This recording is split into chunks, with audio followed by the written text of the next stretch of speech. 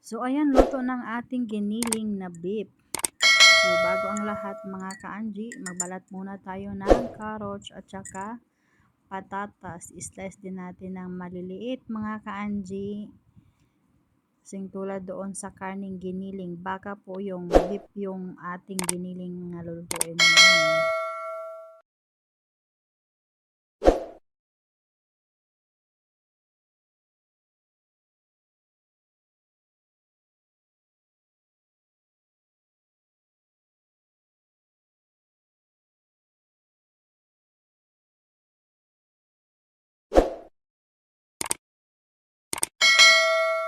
So ayan, ganyan po siya kaliit yung slice ko na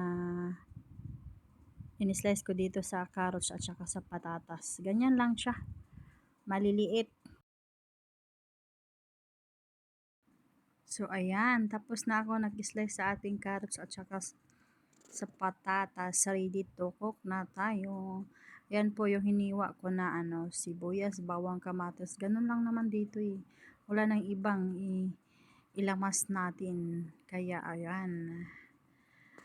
So magluto na tayo. Nilunod ko na lang yan sabay-sabay dyan. Nilagyan ko ng sarsa or cube na beef din. At saka nilagyan ko ng konting sili para maanghang naman yung lutuin natin. So ganyan, tamang halo-halo lang tayo para maghalo naman yung ating niluluto. Malasa-lasa siya. Charot. So ganyan lang siya mga ka-Angie. O diba, ganun lang siya kadali.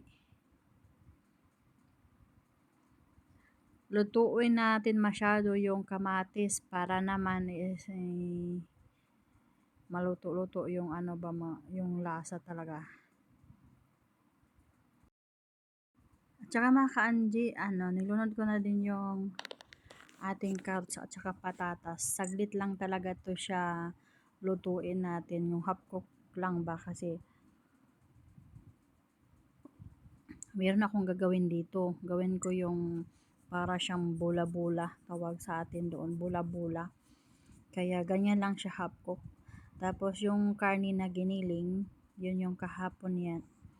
Ayaw na kasi nila yan kainin eh. Parang isang bihis lang nila gusto kainin tapos wala na. Kaya ginawan ko ng paraan. Meron pa nga doon eh. Gawin ko na naman ng sambusa bukas yun. Kasi Webes magpasting na naman. Pero tignan ko manok siguro yung lutuin ko. At saglit lang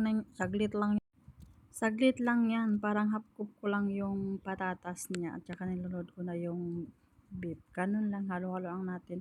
Na yan siya, may lasa na yan siya kasi niluto na yan kahapon. At sayang naman. Kaya dito naman is mag-slice ako ng repolyo na maliliit para imimix ko doon mamaya sa gagawin kong parang bula-bula. So ayan, ganyan. Alam nyo mga ka-Angie, nahirapan ako dyan mag-edit. Kinakat-cut ko talaga yan kasi makita yung mga alaga ko. Magalit pa naman yan sila pag masali sa video kasi ayaw nila yan ganyan na mabidyuhan sila. Kaya ayan, sila naman din lumapit yan sa video ko eh. Hindi ko na kaya nahirapan ako nag-cut. Kaya ganyan po yung slice natin na repolyo, maliliit-liit lang yan, ganyan. Tsaka pagtapos nun, naluto na yung ginawa ko, 'di ba? So ganyan po siya. Hinalo ko diyan yung repolyo at saka nilagyan ko ng harina. So i-mix ko yan para mag-combine yung harina na nilagay ko diyan at saka pagtapos ko pag na-combine na siya lahat, yung parang parang nag-moist na siya. Wala lang tayong itlog. Dapat sana may itlog yan. Dito kasi mabilis maubos yung itlog ng daming tao kasi dito eh. Kaya ayan, tamang halo-halo lang po tayo.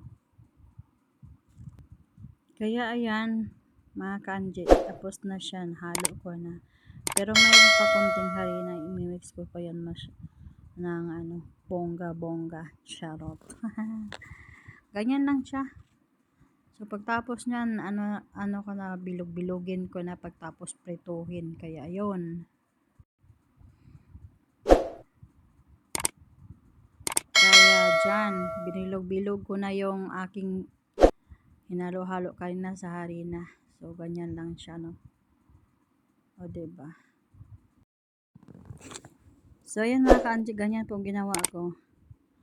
Bilog-bilog ko. Pagtapos ng bilog-bilogin, prituhin. So, ayan. Masarap naman siya kahit pa paano. Merong panghimagas ba? Para siyang matamis-tamis na. Hindi ko alam kung anong lasa.